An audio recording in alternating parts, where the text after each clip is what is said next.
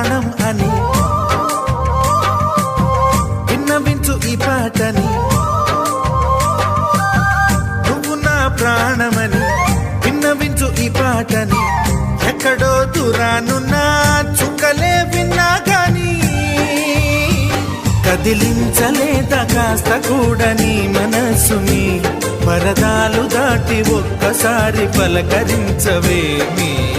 అందరినీ ఇలా వెంటపడి అడగాల సరదాగా నువ్వే ఎదురైతే సరిపోదా. నిద్రపోతున్న రాత్రి నడిగా గుటికి చేరిన గువ్వల నడిగా